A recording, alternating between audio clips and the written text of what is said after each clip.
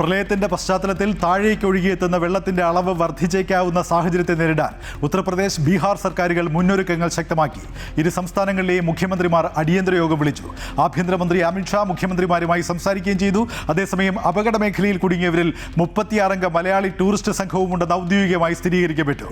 News ഡെസ്കിൽ നിന്ന് അമ്പിളി മംഗലത്ത് വിശദാംശങ്ങളുമായി ചേരുന്നു. അമ്പിളി, രണ്ട് പ്രധാനപ്പെട്ട കാര്യങ്ങളാണ് അറിയാനുള്ളത്. ഒന്ന്, നേപ്പാളിൽ നിന്ന് ഒഴുകിയെത്തുന്ന നദികൾ മൂലം ഇന്ത്യക്കകത്ത്, പ്രത്യേകിച്ച് ബീഹാറിലും ഉത്തർപ്രദേശിലും വെള്ളപ്പൊക്കമുണ്ടാകാനുള്ള സാധ്യത ഒരു വശത്ത് നിൽക്കുന്നു. രണ്ടാമത്, മലയാളികളുമായി ബന്ധപ്പെട്ട കാര്യം. ഈ മലയാളികളെ തിരികെ എത്തിക്കാനുള്ള ദുരിതാശ്വാസ രക്ഷാപ്രവർത്തനങ്ങൾക്ക് ഒരു ഏകീകരണം ഉറപ്പാക്കാൻ മുഖ്യമന്ത്രി തന്നെ നേരിട്ട് ഇടപെട്ട ഒരു സാഹചര്യവുമുണ്ട്. കെ പറഞ്ഞ പോലെ തന്നെ ആ ഒരു ആശങ്കയിൽ തന്നെയാണ് രാജ്യം ഇരു സംസ്ഥാനങ്ങൾക്കും ജാഗ്രതാ നിർദ്ദേശം നൽകിയിട്ടുള്ളത്. നേപ്പാളിൽ പ്രളയമുണ്ടായ പശ്ചാത്തലത്തിലാണ് രാജ്യത്തേക്ക് വരികയാണെങ്കിൽ ബീഹാറിലും യു പിയിലും കേന്ദ്ര സർക്കാർ ജാഗ്രതാ നിർദ്ദേശം നൽകിയിട്ടുള്ളത്.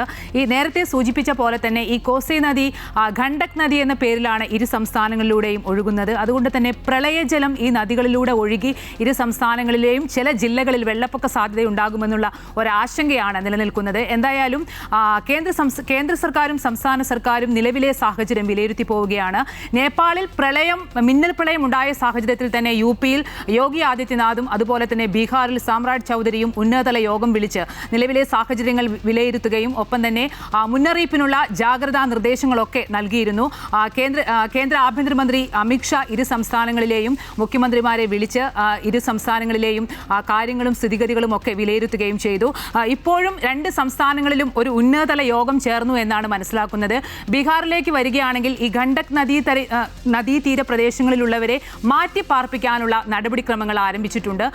പ്രത്യേകിച്ച് താഴ്ന്ന പ്രദേശങ്ങളിലുള്ളവരെ സുരക്ഷിതമായ ഇടങ്ങളിലേക്ക് മാറ്റി പാർപ്പിക്കാനുള്ള നടപടിക്രമങ്ങളാണ് ആരംഭിച്ചിട്ടുള്ളത്. ദുരന്ത നിവാരണ സേന നിലവിൽ തന്നെ ആ സംസ്ഥാനത്തുണ്ട്. അതുകൊണ്ട് തന്നെ 9 ടീമിനെ അങ്ങോട്ടേക്ക് അയക്കാനുള്ള ഒരു നിർദ്ദേശവും കേന്ദ്ര സർക്കാർ ഉടൻ തന്നെ നൽകി. യു പിയിലേക്ക് വരികയാണെങ്കിലും 2 ജില്ലകളിലാണ് പ്രധാനമായും ആശങ്ക നിലനിൽക്കുന്നത്.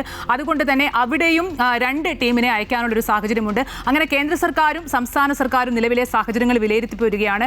ഏറ്റവും അവസാനം കേന്ദ്ര ജലവിഭവ മന്ത്രിയുടെ ഒരു പ്രതികരണം വന്നിട്ടുണ്ട്. ആശങ്കപ്പെടേണ്ട ഒരു സാഹചര്യമില്ല. കേന്ദ്ര സംസ്ഥാനം പ്രതീക്ഷിച്ചതുപോലെ നദികളിൽ ജലനിരപ്പ് ഉയരുന്ന ഒരു സാഹചര്യമില്ല. അതുകൊണ്ട് തന്നെ ഒരു ജാഗ്രതയുടെ ഭാഗം മാത്രമാണ്, മുൻകരുതലിന്റെ ഭാഗമാണ്, ആശങ്കപ്പെടേണ്ട ഒരു സാഹചര്യവും ഇല്ല എന്ന് വ്യക്തമാക്കിയിട്ടുണ്ട്. ഏറ്റവും പ്രധാനപ്പെട്ട മറ്റൊരു കാര്യം ഇന്ത്യയെ ആശങ്കപ്പെടുത്തുന്നത് ഈ ഇന്ത്യക്കാരെ കാണാതായ ഇന്ത്യക്കാരുടെ കാര്യത്തിൽ ഒരു വ്യക്തത ഇപ്പോഴും നിലനിൽക്കുന്നില്ല. കാരണം 100-ലധികം പേരുണ്ട് എന്നാണ്. അനൗദ്യോഗികമായ കണക്കനുസരിച്ച് ഇപ്പോൾ 135-ലധികം പേർ ഇന്ത്യക്കാരുണ്ട് എന്നുള്ളതാണ്. അതിൽ വിദേശ ഇന്ത്യക്കാരുണ്ട്. നമ്മൾ ഈ പറഞ്ഞ പോലെ തന്നെ 35 അംഗ മലയാളി സംഘമുണ്ട്. അവർ സുരക്ഷിതരാണ്.